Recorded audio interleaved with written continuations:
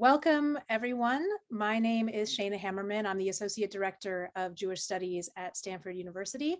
And this is Rewind, our retrospective film series, where this year we have been talking about the idea of house and home in Jewish film. And we'll dive into that today around Please Give, a film by Nicole Holofcener. But I do want to draw your attention before I introduce our guests to an event that we have coming up, which is on May 5th. We'll be having a live screening of Amos Gitai's film House, which is a documentary film, with Amos Gitai present. And so that's really kind of the impetus behind this entire year's theme. So I encourage those of you who are local, I know we have a kind of national audience, but those of you who are local to come and join us at that, and you'll be receiving plenty of information about that event. And now I will happily turn to introductions. First, we have Fran Hoepfner, who is an editor at large at Bright Wall Dark Room and has been contributing to the magazine since 2013. She recently completed her MFA in fiction at Rutgers in Newark and launched Fran magazine, which we were just discussing, in early 2022. She's an erstwhile comedian. She's been on the Blank Check podcast several times. She used to be associate video director at The Onion and has written about classical music for The All. And I think that's a lot of things. So I'm going to stop there. Welcome, Fran. We're very happy to have you here. And we also have Stephen Vider. Stephen Vider is assistant professor of history and director of the Public History Initiative at Cornell University. His research examines the social practices and politics of everyday life in the 20th century United States, with a focus on the intersections of gender, sexuality, race, and ethnicity. And his new book, The Queerness of Home, Gender, Sexuality, and the Politics of Domesticity After World War II, came out in 2021 with the University of Chicago. And the idea of home is present there and explains, hopefully, his invitation to this event. And then finally, last but not least, we have Eitan Kenski, the Reinhardt Family Curator for Hebraica and Judaica at Stanford Libraries, and the father of this series, the curator of this series, who will moderate today's session for us. So today, what we'll have our speakers introduce their ideas about the film, their responses, and then open up for Q&A from you, our attendees. So if a question or idea comes up at any time during the presentations, go ahead and type it into the Q&A function, and we will get to it in a little bit. So welcome, everyone, and I turn it to you, Fran. Thank you. Yeah, thank you so much for having me. This is a real treat. I watched Nicole Holofcener's Please Give for the very first time to watch this series, but I've been familiar with her work for a while, having gone to see Enough Said back when it was in theaters. But the sort of thought that this conjured my viewing of Please Give was an experience I had in grad school when we read Vivian Gornick, and we read Fierce Attachments, and I sort of supplementary added The Odd Woman in the City. And Vivian Gornick is this wonderful Jewish writer who chronicles the life of herself, her mother, her friends in New York City. And there's this anecdote in The Odd Woman in the City where she talks about refusing to hand money out to panhandlers and homeless people on the street. And she refers to herself as a red diaper baby, which is to say the daughter of communists. And she would much rather take the person out for a meal or go buy them something rather than hand them money. And this launched into a huge debate in my graduate program about whether or not this was an extremely ugly thing to profess and to maintain a sense of moral superiority. And I thought about this proclaimed ugliness in this action and the beauty of giving or not giving, as well as beauty in general in Holofcener's work. I wanted to come into this talk as well-versed as possible as I could in her work. So I did the sweep of the films, not necessarily in chronological order. And I was sort of astounded at the extent to which I think Holofcener is interested in concepts of beauty and concepts of ugliness.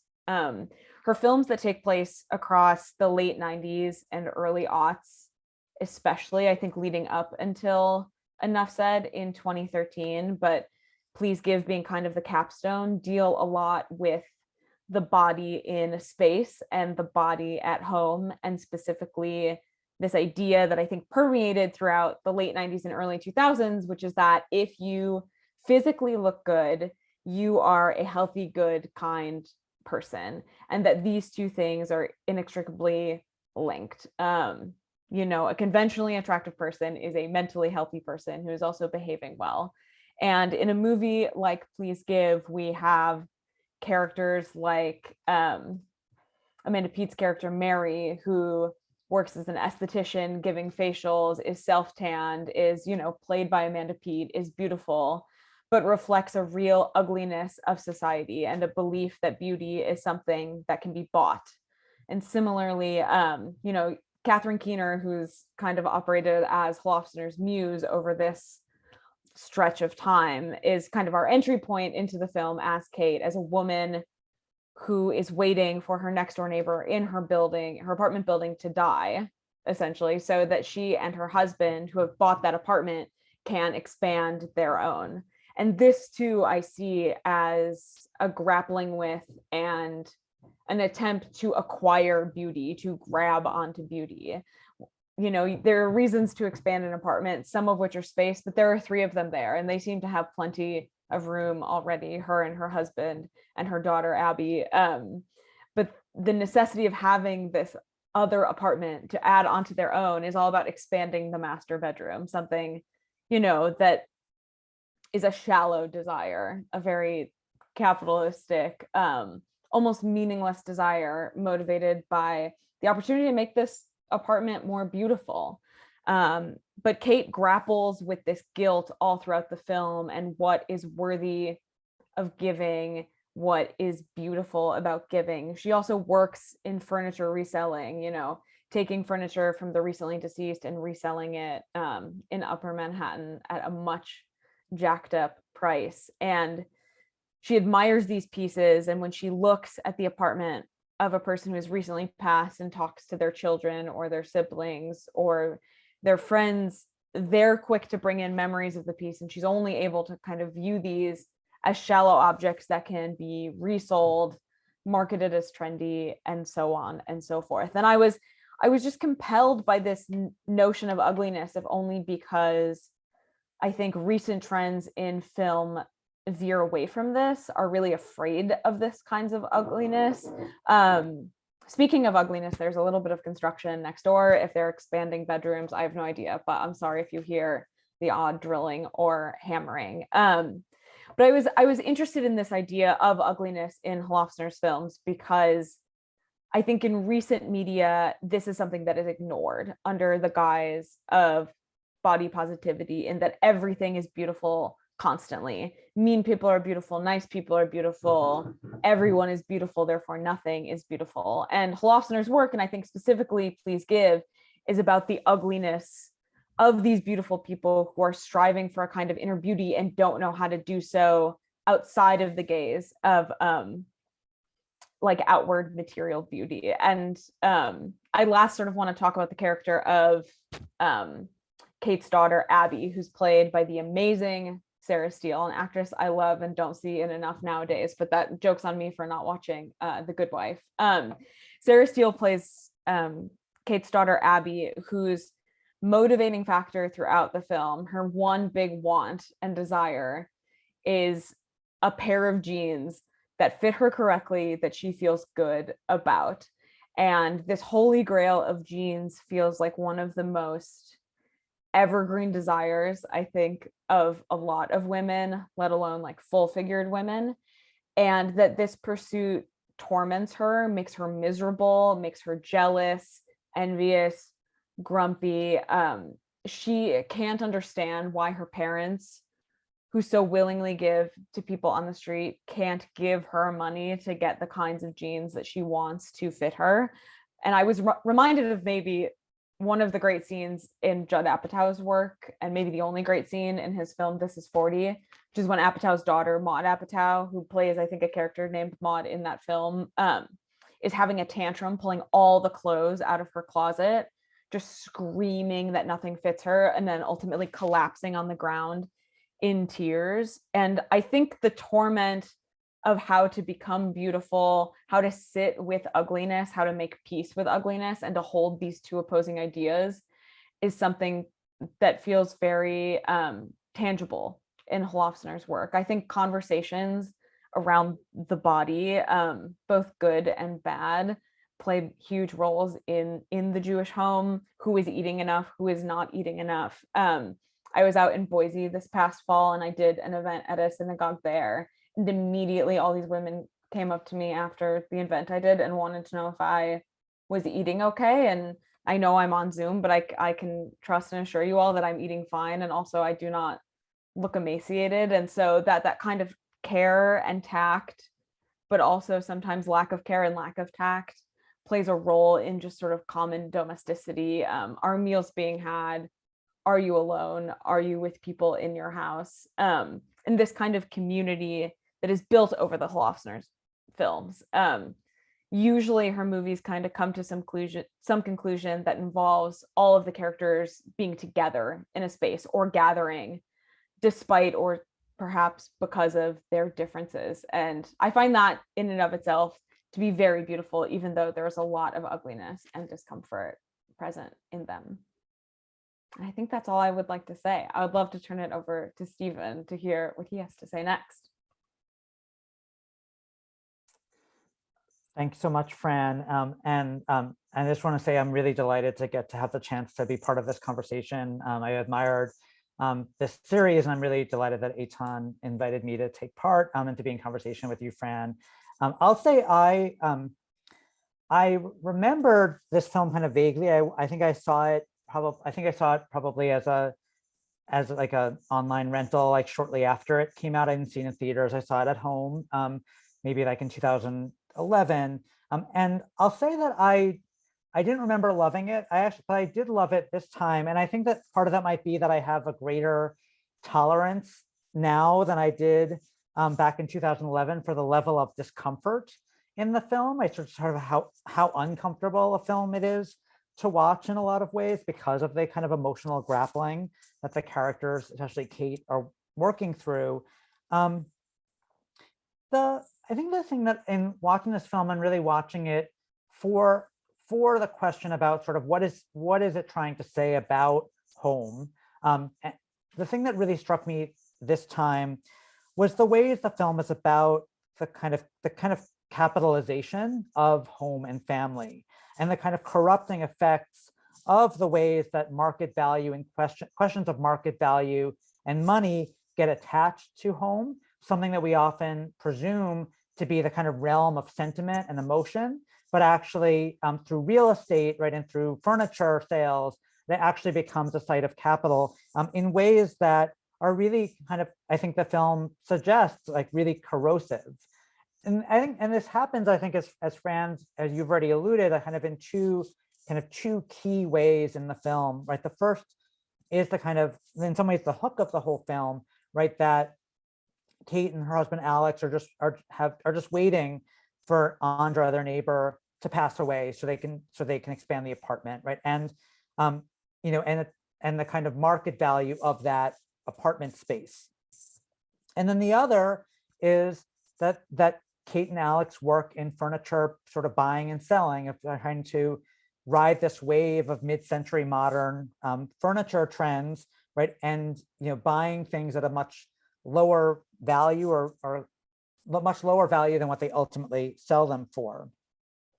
And to me, like one of the kind of, strangely, the kind of narrative of the film is actually about Kate's kind of growing awareness and discomfort around the ways that her life has been so much about capital and so little about emotion and personal connection.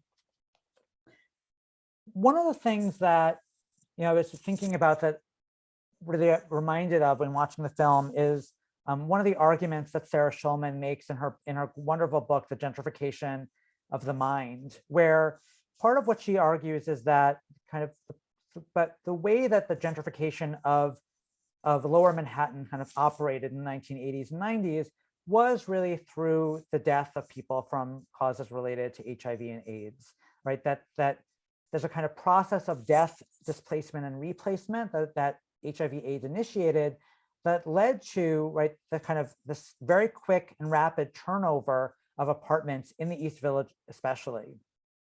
And Kate kind of grows explicitly more aware of the kind of ghosts that live in the furniture that she is buying. There's a wonderful scene where she has, after she has just come back from one family's house, and she sort of bought out of guilt kind of furniture that really wasn't on trend. There doesn't really seem to be on trend, like this chair, that she imagines the woman who owned that chair sitting in it, right? This kind of ghost sitting there, and almost a kind of calmness coming over her from that recognition.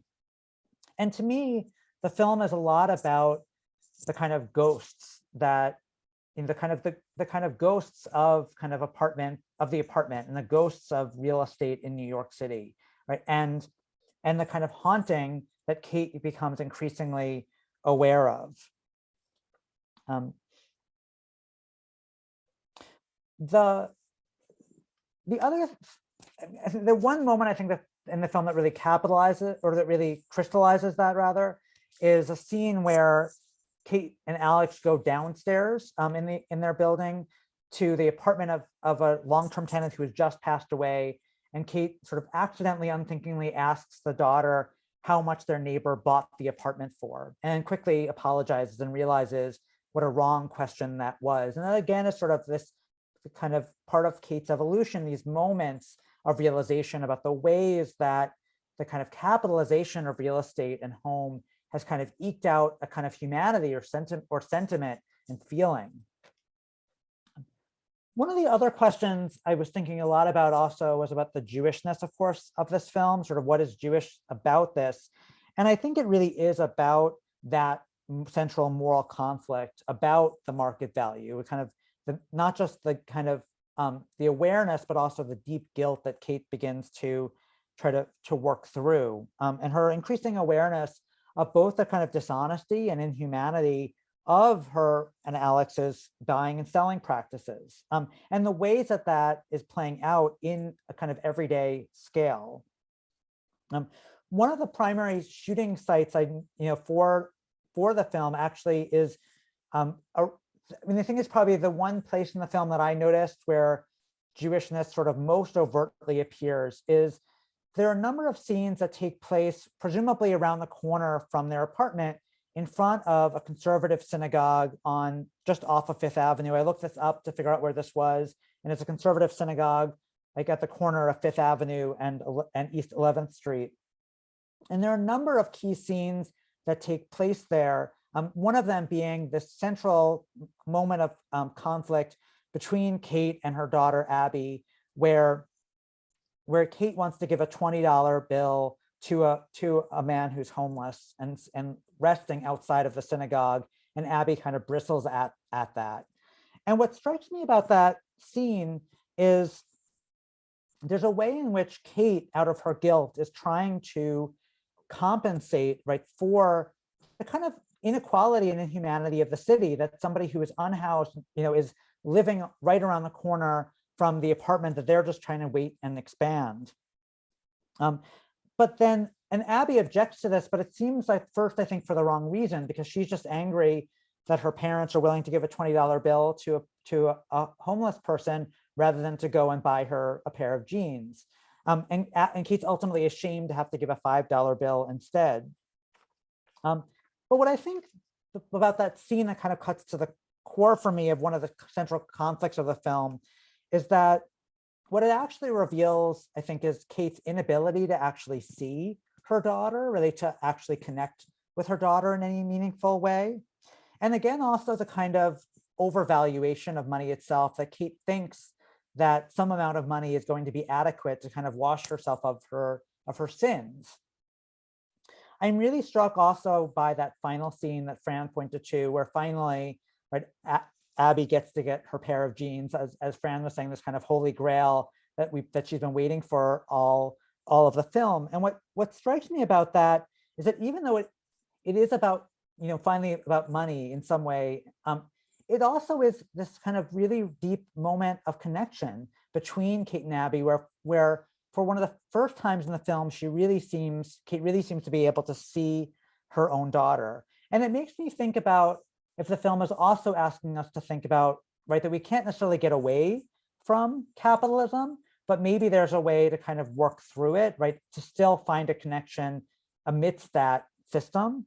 And similarly, there's also another wonderful, really just a look between Kate and Rebecca, her neighbor's granddaughter, when right after Andra has finally passed away, that Rebecca comes over to let her know and asks if she can be there when they come to get Andra's body. And it's I think a really intriguing moment, because until that point, Rebecca and Kate's relationship has been so tempered really by this understanding that there's only a connection there because they're just waiting for Andra to die so they could take over the apartment. But then for that moment, suddenly there seems to be some genuine connection where for the first time, Kate is able to be with Rebecca, not as the buyer or owner of the apartment, but as a person. And that to me seems like the arc of the film. I'll stop there. So Stephen, Fran, I want to thank you both so much for joining us today and being here and being a part of this. I really feel very privileged that as part of this series, I could just think, here's a movie and who are two wonderful people that I want to talk about it with.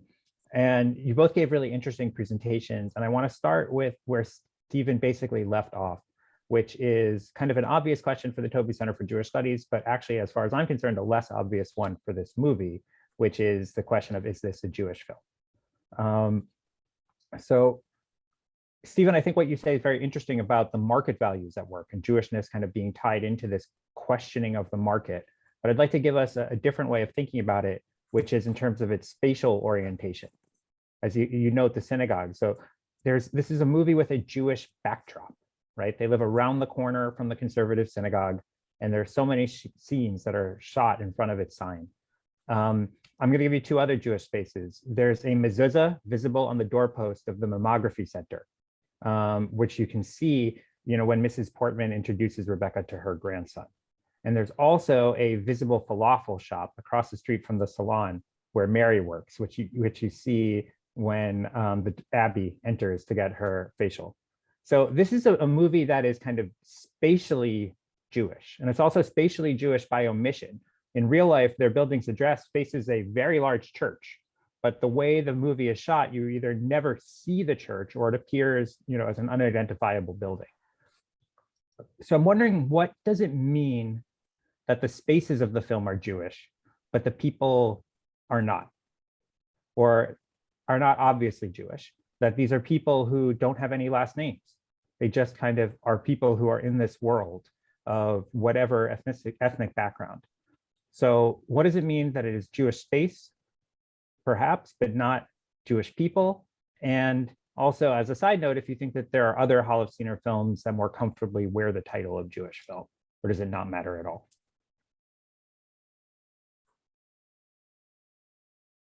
Question for both.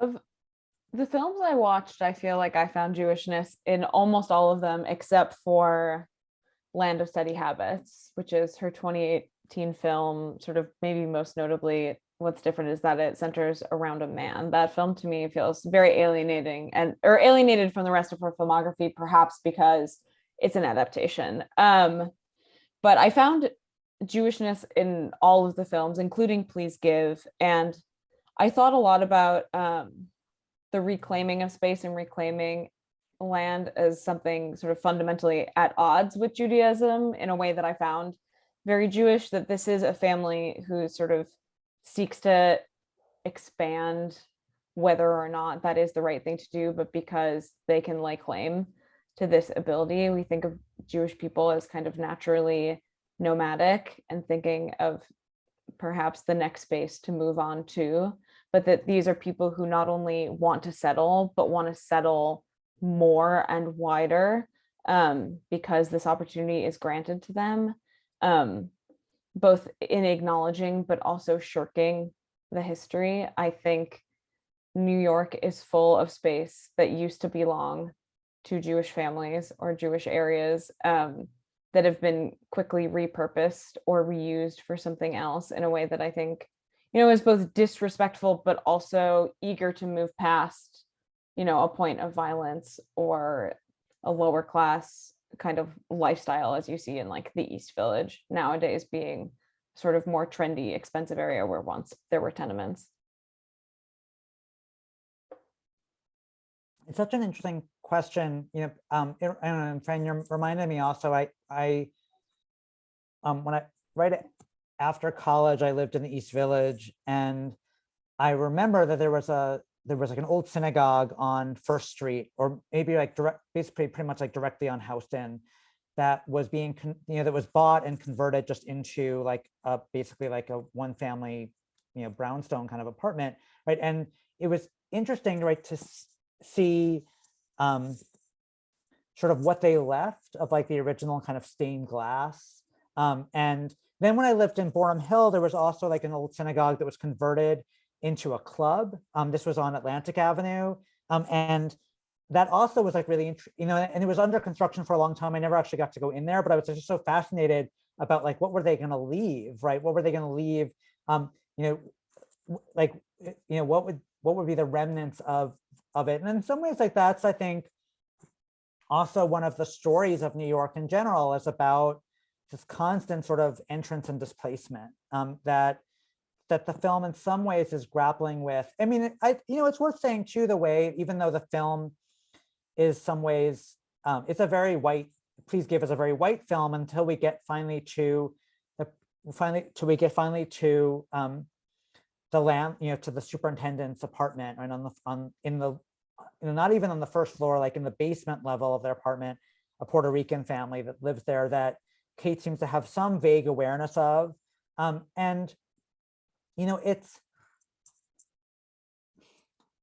me, it raises these questions about, I think your point, Eitan, that there's a kind of Jewish background in this. In a way, I think there's a way that like New York films often feel like they have a Jewish background, whether they're Jewish or not. And I think that certainly plays into that. But I don't know, I think that there's something for me about the emotional anxiety of the film, like that again, I was thinking about this sort of like, what is it that actually happens in the film? What's the action of the film? And I guess like there's, on the one hand, there's the affair, right, between Mary and Kate's husband, right? That's one action, but the other action is pretty much just Kate feeling guilty, right? And slowly like feeling like more and more guilty until she finally gets to feel a little less guilty. And that's like, I don't know, it strikes me it's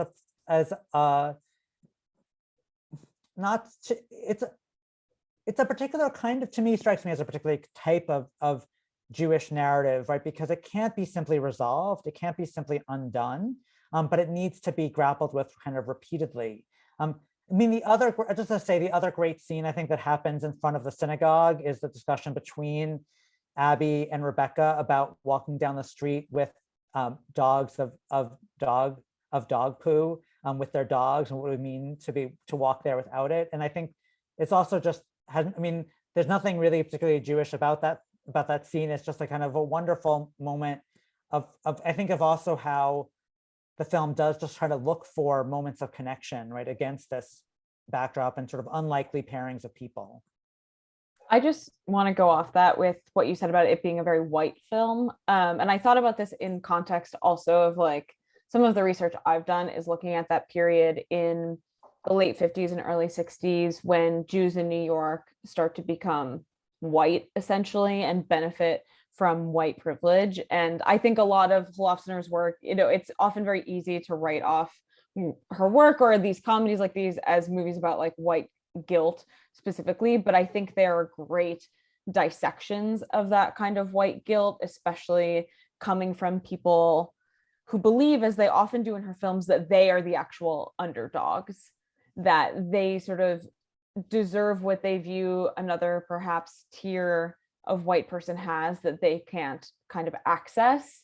and what that guilt of that wanting does. I think of Lovely and Amazing when the Emily Mortimer character is just stressed about her lack of sex appeal, which in the grand scheme of the whole world doesn't matter to her boyfriend, but weighs on her completely. And her knowledge that this is a shallow concern destroys her because no one can validate the legitimacy of this. And it's just like this unattainable goal that would unlock, I don't know, peace, or I don't know, a lack of anxiety, a lack of tangible anxiety for these characters remains just out of reach for so many of the women in these films.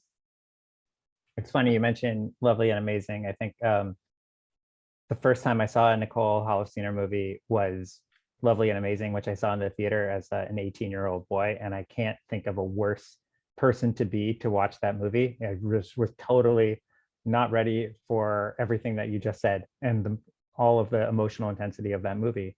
I'm actually really glad that your comments and responses went in the way they did, because I wanted to ask about both of those things.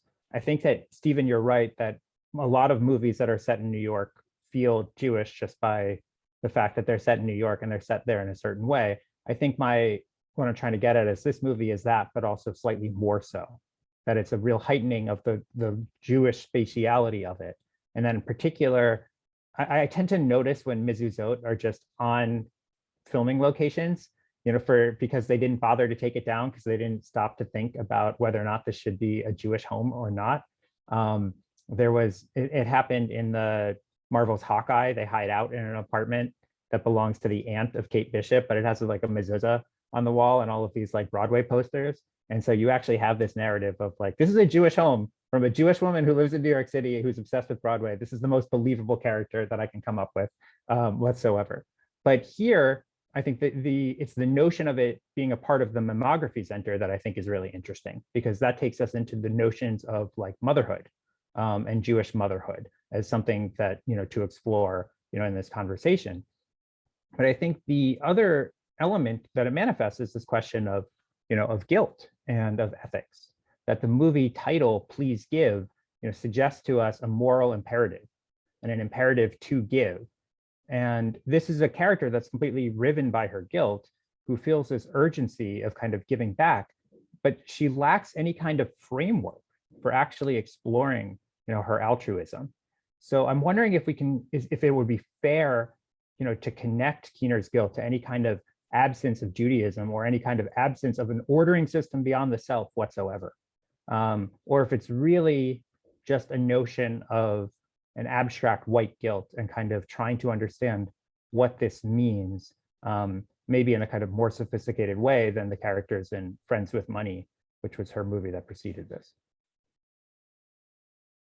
I see this as, I don't know, like rather than an unordered white guilt, I see this as the guilt of the small business owner, which is this like oft discussed political kind of subsection of individual who is not as bad perhaps to society as the corporation, is the underdog of the business world, but still being asked to take part in a capitalist system.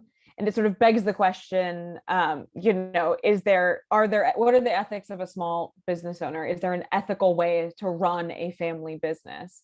And I think the fact that Kate and her husband, Alex, use this as their kind of homing center has completely warped their ability to find order or meaning in much else outside of their business work. It's interesting. I mean, I think there is, I looked to see if I could find anything more about like the synagogue and sort of if there had been any commentary about why they chose to shoot there. I mean, there's so many scenes that are shot in front of it. And I think there's one argument to make that, if it's not about an absence of religion, it's about an absence of a moral framework to help make sense of this guilt, right? To work through the conflict. One of the other kind of key moments where Kate kind of starts to feel something, I guess, is when essentially another small business owner, another antiques dealer, like basically buys out the table from under her and sells it for more.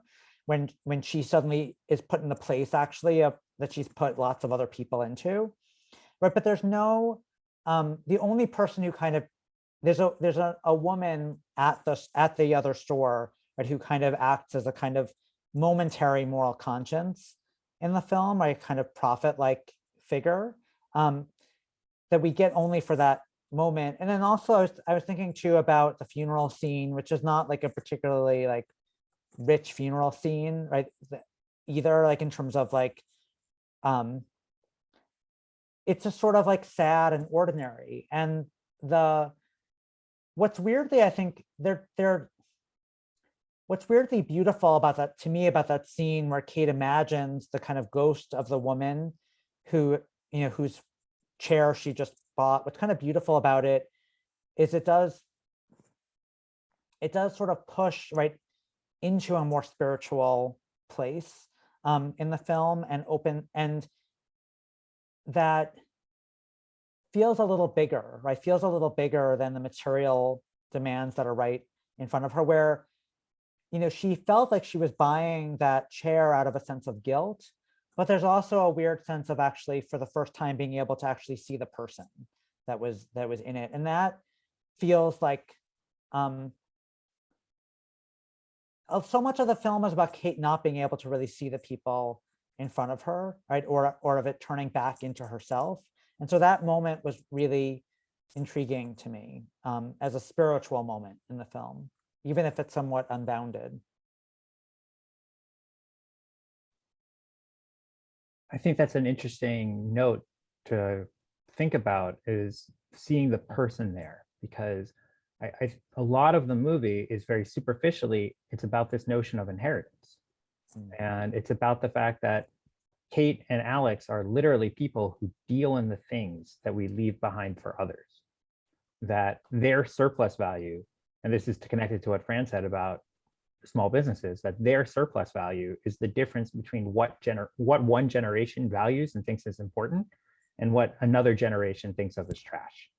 And that, you know, Kate's anxiety is in part related to this notion of, you know, generational transfer. That it's not just the act of wealth, but it's this kind of obliteration of these people that are involved. So I'm wondering if we could think about, you know, the actual transfer of generations within this, with this film on the kind of the narrative level, and to think about the intergenerational conflict and what it might tell us, especially about, you know, the relationship between the mother and the daughter, and whether or not it has something, you know, to say there. I mean, it's a dumb observation, but I don't think it's meaningless that she's searching for a pair of jeans, and that also, yes, it's the obvious thing that you're looking for, but it is also kind of to say that you are appropriately of your family and want to be a part of this structure.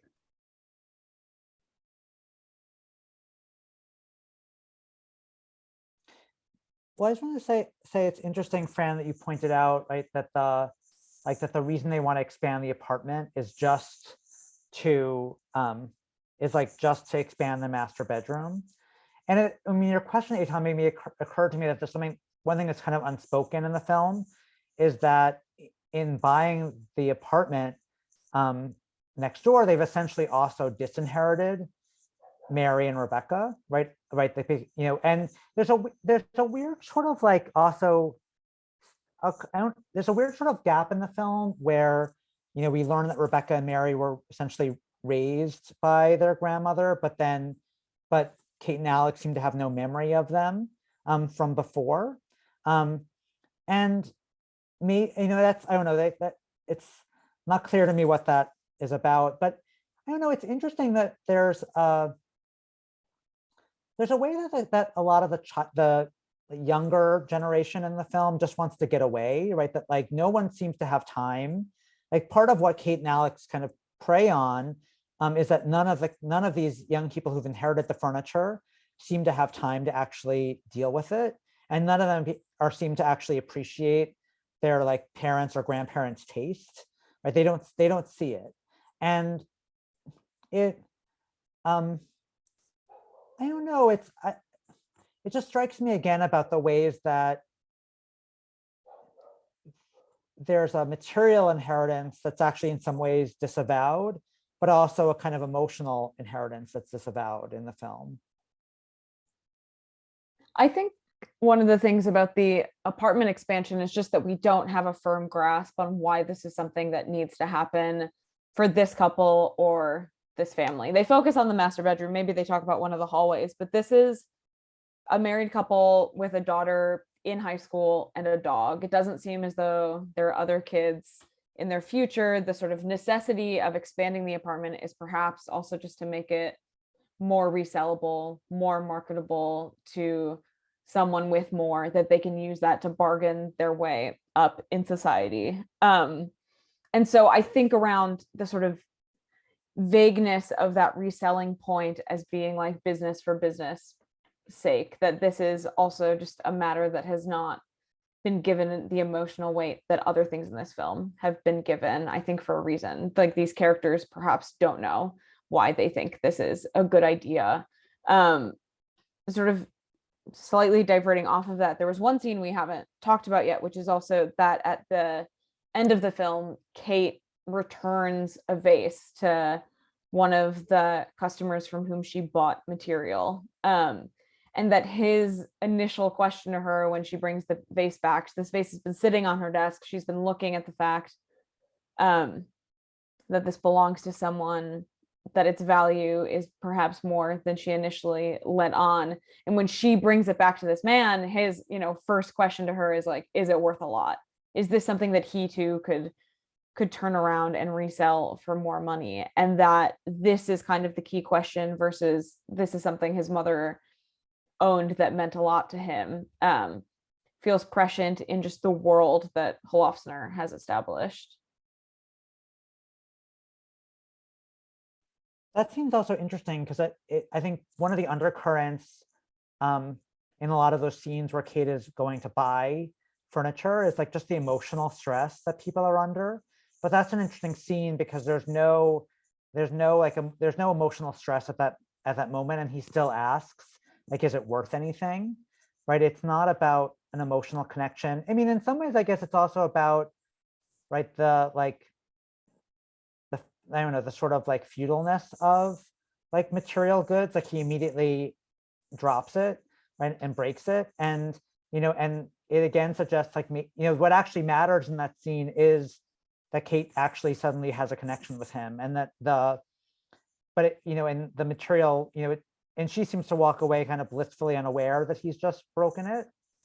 I don't know. It's an interesting tension in the film. It strikes me also the film is a lot about what New York kind of does to people, right? That there's also I guess there's an early scene when Rebecca's on a date and her date says like New York is a terrible place to raise a child, right? New York's a terrible place to grow up. And in some ways it's about it seems like it's about the ways that like the New York real estate market actually just does like damage to people, right? That it where the normal question becomes like, how much is your rent? How much did you buy it for? It normalizes a kind of commercial interaction rather than a more emotional one. So I noticed that neither of you picked up on my mother-daughter prompt and this notion of that as a generational transfer that we needed to explore in this film, but that's fine. I'm going to leave that aside for a second because Stephen, you said something that I wanted to talk about. There is a lot of city versus suburb in this film.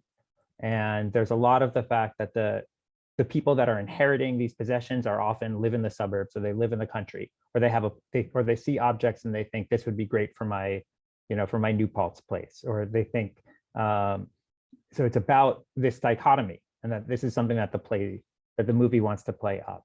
And I want to talk about the scene with leaves and all the conversation about leaves early in the movie. I lived in New England, as Stephen knows, for 12 years, so I'm very familiar with the culture of Northeast leaf peeping and how it really is a thing that people go out and do. But I wanted to ask you both what you make of the kind of the leaves in that scene in this movie, and how that reflects on this line between city and suburbs, and whether or not it is good to be in the city. And I think it struck me that a lot of the talk about leaves kind of seemed ridiculous, that it was tied into this New York Magazine says you should do it commodification, of taste. And it's another example of that. And yet at the same time, it's a transcendent experience for these characters who've actually gone and experienced it. And it's really the only time there seems to be this moment of aesthetic transcendence, even though ostensibly we're talking about design and art and these beautiful furniture objects. So I'm curious if you thought about what role the bucolic was playing here.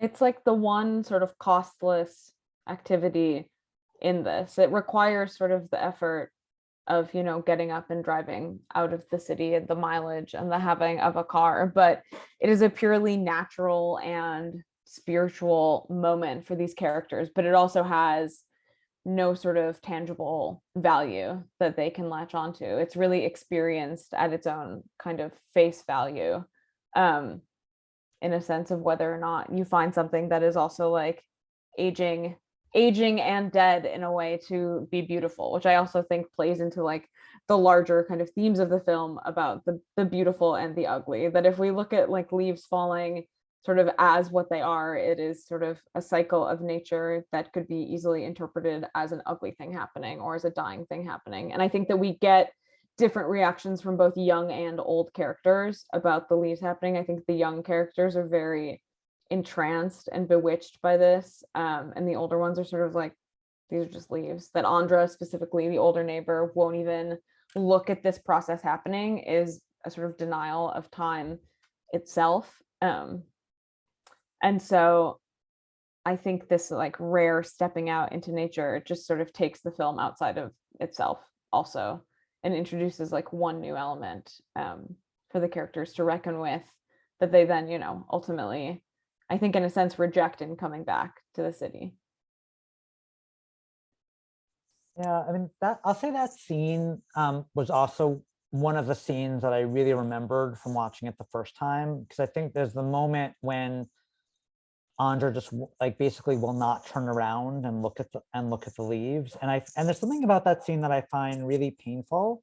And I think watching it again, I also say I think Andra is like a really fascinating character. She's about 90 years old, right? And yet is very cut off from everyone. Like her eyesight is failing, her feet are failing, like she's I don't know. And it's a moment also where Rebecca suddenly realizes that she's not going to be able to change her grandmother, right? That this, you know, I mean, it's part of what's also wonderful about that scene is that, you know, besides it getting out of New York City, right, is it's also like a car trip, right? And it's the moment when, you know, when she's going on a date, but also she's going to introduce her grandmother to another older woman, and there seems to be like some hope in the car, and then when they get there, Andra's just totally cut off from it. And I don't know, it's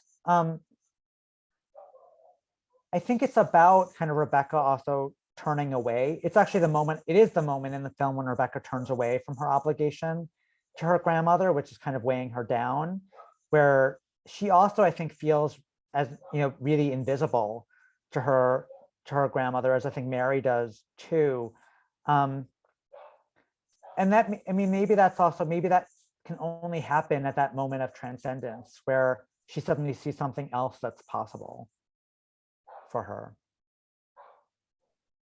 Yeah, I think Catherine Keener's character, Kate, tries to sell one of the objects of furniture at one point in the movie by saying it's sublime. But there's no sense that there's ever any kind of, you know, true beauty that this film has in the furniture.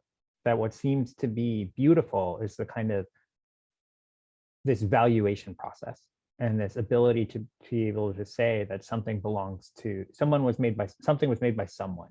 That's why this piece is beautiful, or it's jumbled up in this notion of who is to say that in 10 years something might not be, you know, considered really, really neat and interesting, and it's so cool. And that stands in real contrast to that scene where they get outside themselves and, you know, they look, and those that want to explore can't have that. And I'm curious if you felt that this movie had a theory of taste and aesthetics behind it, if there's a notion of good taste and bad taste in this film, or is it something that's trying to make any kind of distinction about beauty? And I think it really came down to that scene with Jason Mantzoukas and Sarah Vowell, where they're looking at the objects in the house and they're staring at the rug on the wall. And he's saying, I like my rugs on the carpet. So I guess the question that I'm wondering if this movie asks are there tapestries or are there just rugs?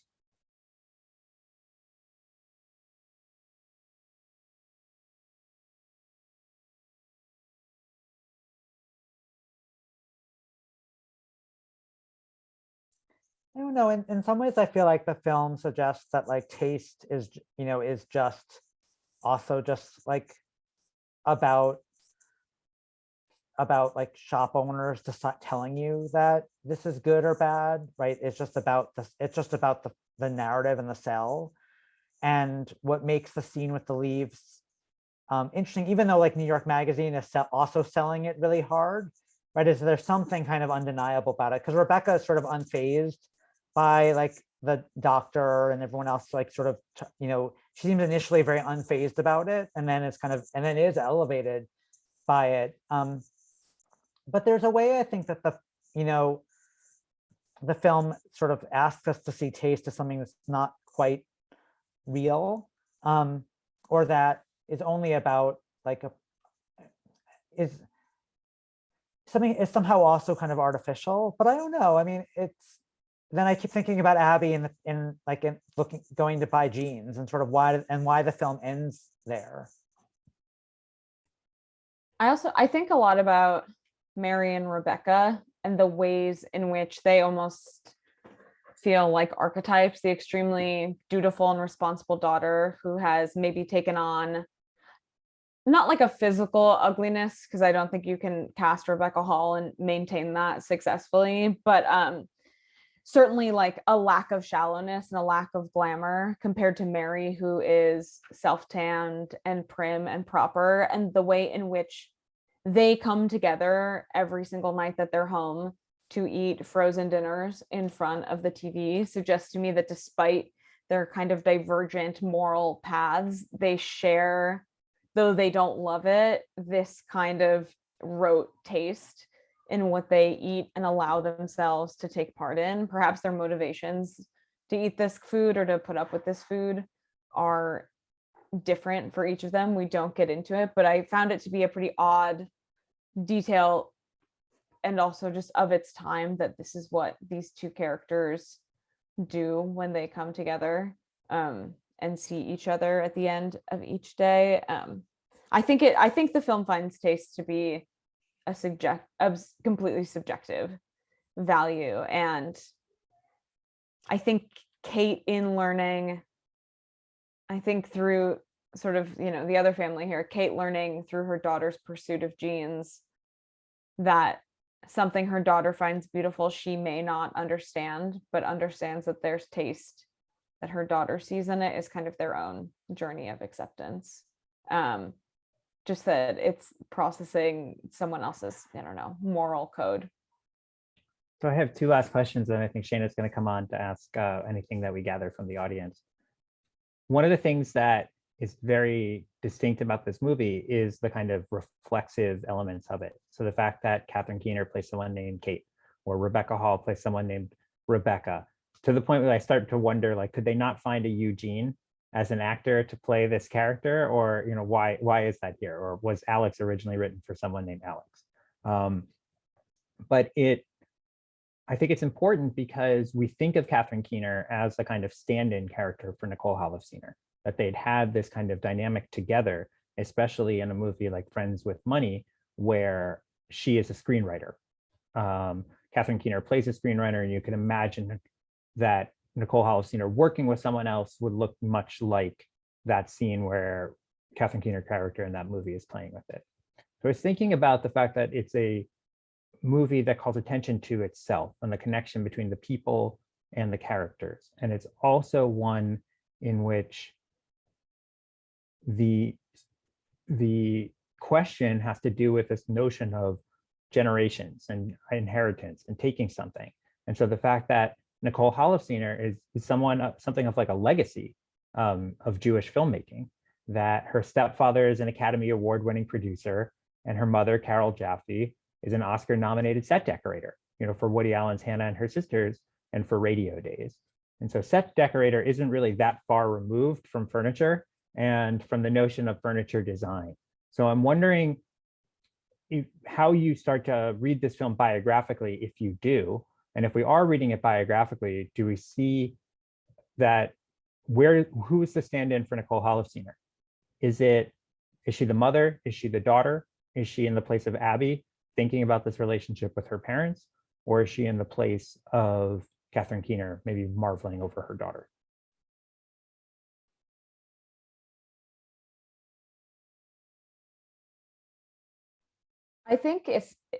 I don't know that I see this film as particularly biographical, but I think looking at perhaps the arc of Keener in the various Holofcener projects, you see her kind of start as underdog and then grow in status throughout them, which is maybe just a grander kind of reckoning of Nicole's weight and capability within Hollywood, reflexive of, budget and star power, that she sticks with Keener, and that Keener, by the film after this, is kind of an acclaimed poet who's, openly kind of mocked in the beginning of the film as that's no one's job, but it's this woman's job. So I think looking at Keener as the stand-in of just because you sort of gain money and acclaim and respect does not sort of equate happiness. So really, I think of it as kind of a class reflection with Keener more than I see it as a biographical piece just in this movie specifically.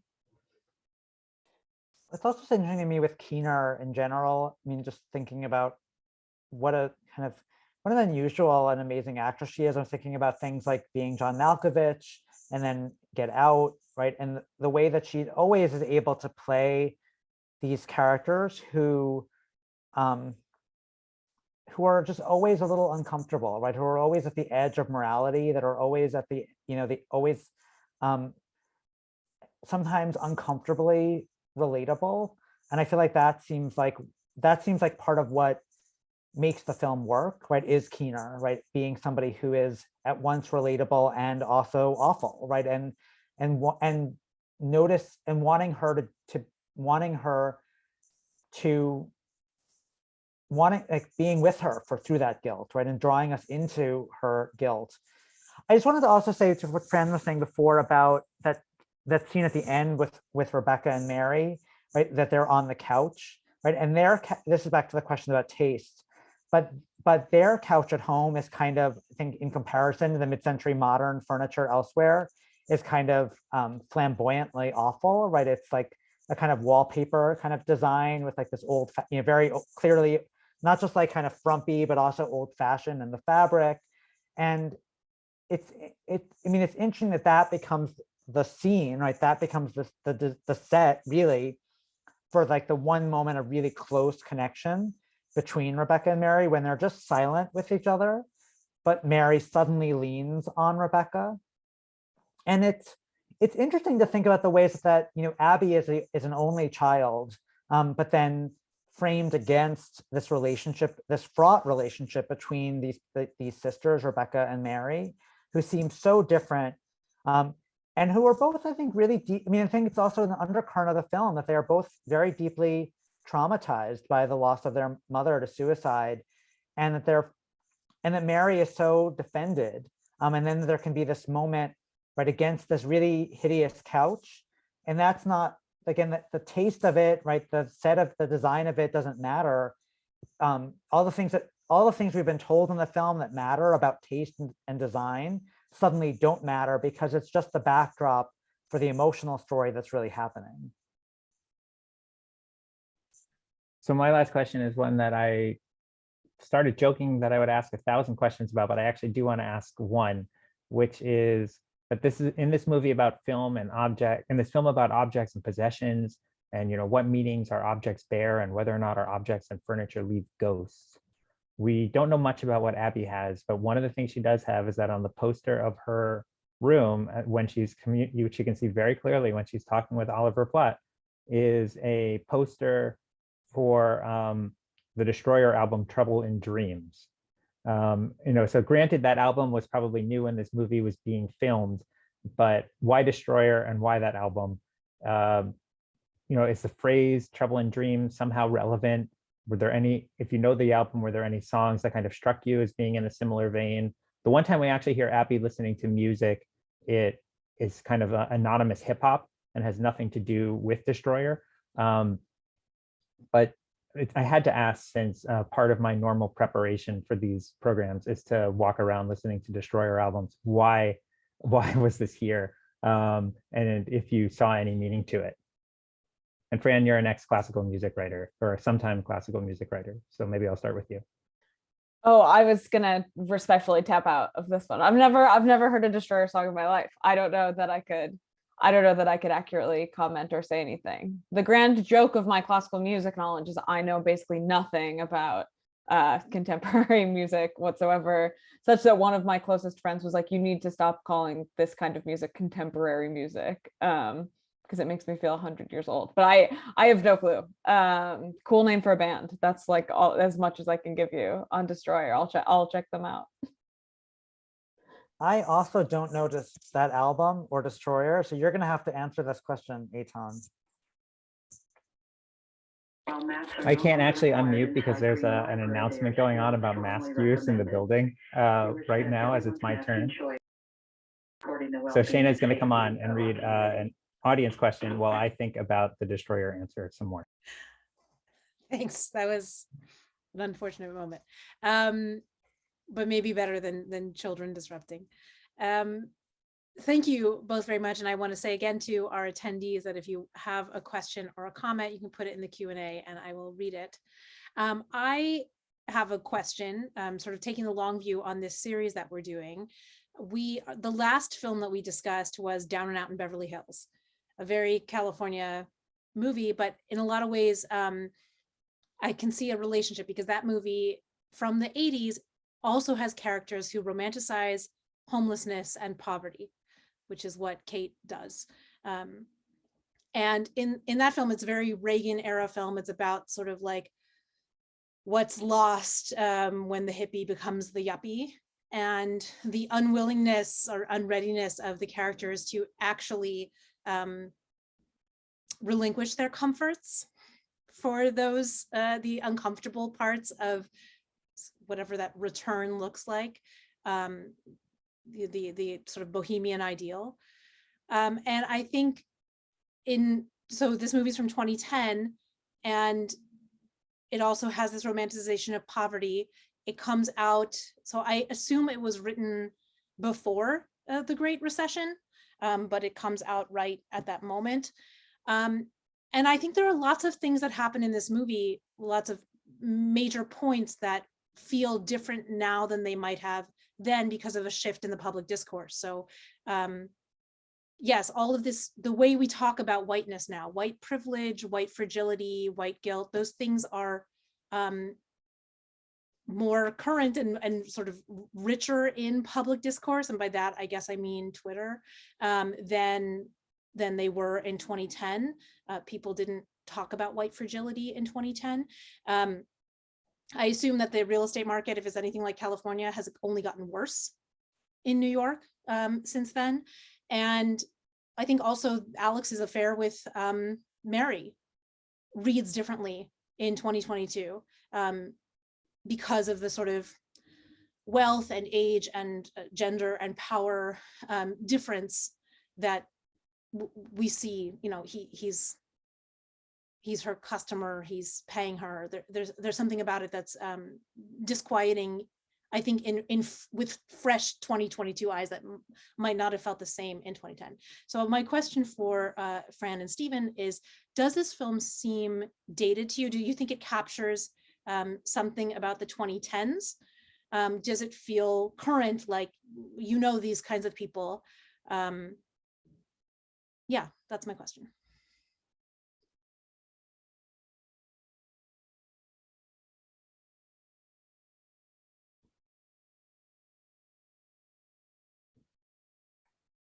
I don't think it feels too dated, or which is to say, I think it feels rather accurate to the time period. that it's in. It makes me, I didn't think too hard about the sort of time context of it, but it made me wonder between this and Enough Said, what a Holofcener take on sort of like an Occupy movement would have looked like, because that's sort of what comes immediately after the events of this film. I mean, the ways in which this felt sort of dated to me is, I think the wealth of Kate and Alex would maybe feel closer to upper middle class than they would super wealthy now in sort of Manhattan real estate. They seem almost quaintly rich given the context of what has happened to Manhattan real estate over the course of the last decade, in a way that perhaps only helps the kind of general likability of the film. But I think these characters' guilt almost feels kind of predictive of the kinds of conversations we have now, and the ways in which those of privilege try to grapple with what they have and what others don't in today's society. Yeah, I think I find it interesting how the film doesn't feel very dated to me, right? Because the kind of, I don't know, the kind of ongoing kind of extremes of real estate in New York City, and and also actually it's interesting that it is interesting to me that the film is so interested in homelessness, actually, right? And about the presence of that, in a weird way, that Kate seems to there are a number of homeless people, and there's a trans woman who is like around the block, who's like always hanging out around that house from them, that she really seems to know, and she seems to give money to all the time, and that are kind of part of her vision of the neighborhood. And that doesn't feel dated to me either. In some ways, it's maybe escalated. I do think what's interesting, I guess I've been interested when there was an article about the way that the new, the sequel series to Sex and the City, right, sort of how that deals with I'm so glad you brought it up instead of me. Well, there's like a piece about basically how is it that like this woman who was like a journalist and was charming because she lived in this kind of like simple like West Village apartment right in the 2010s and earlier, or really like early 2000s, right, it is now living in these gorgeous apartments in the sky. And that there's something sort of like inconspicuous about the wealth of Alex and Kate, right, by comparison to that it's not like it's not like they don't have like a beautifully renovated kitchen. There's something real about it, but there's a way that like I don't know, there's a way in which I guess it's sort of HGTV of like sort of what a renovated kitchen is supposed to look like, right, that has kind of taken off. That I don't know, there's I guess it also speaks to the questions about taste, that what's also really striking is that, to me, or maybe what's dated about it, is that mid-century modern furniture, right, at the moment of the film in 2010, right, is still new enough that it's like just becoming trendy, right? And it's just becoming like something that is being sold in vintage shops. It's not being mass marketed yet by like West Elm and Crate and Barrel and Room and Board, right? And that's a shift that I think has happened, where like that just is good taste, where it's kind of up for question in the film in a way that's different. But that speaks to, again, the ways that taste is just so subjective, but also ultimately determined by the market, and that Kate and Alex are kind of presenting themselves as connoisseurs, but the market eventually kind of takes that over for them. That's really interesting. I think one of the questions I have is that in her quest to be good, or to overcome her guilt with some kind of volunteerism or handing money to people without homes, she goes to like this, sports program for kids with disabilities. She goes to the retirement home, and all she can feel is sadness. And then that final scene, right, where she does something good, I guess in some way, which is give her daughter what she wants because the stakes are low. And she doesn't feel sad. She seems to feel good about herself. And if that's the kind of if that's the circle, like there is no like path to goodness and to undoing these systems. So you just keep it local, keep it small, be good to your family.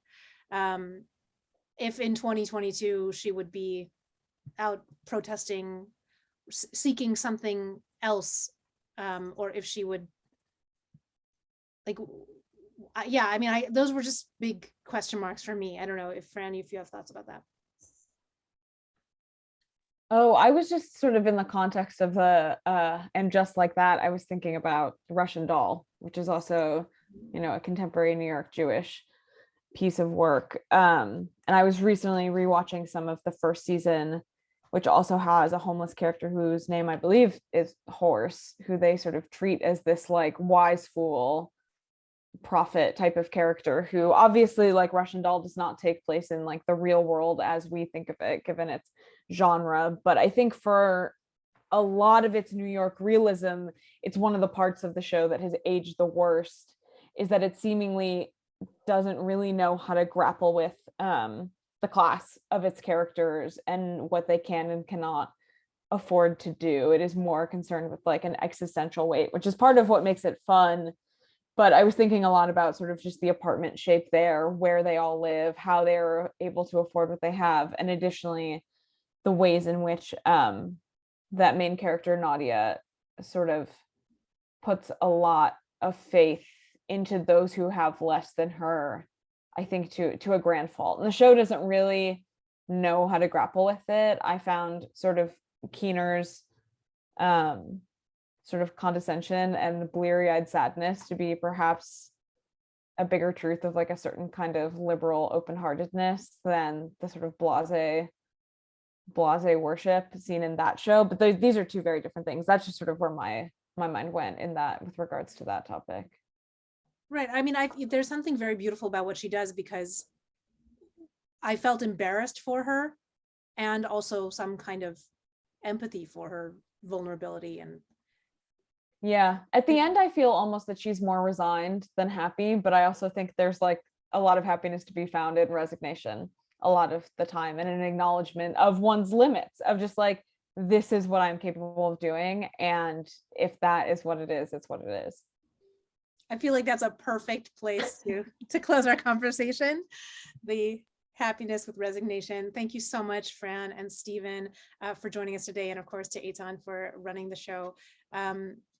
I hope that those of you who are still here will be able to join us on May 5th for the screening of House, and stay tuned for future events. Thank you so much.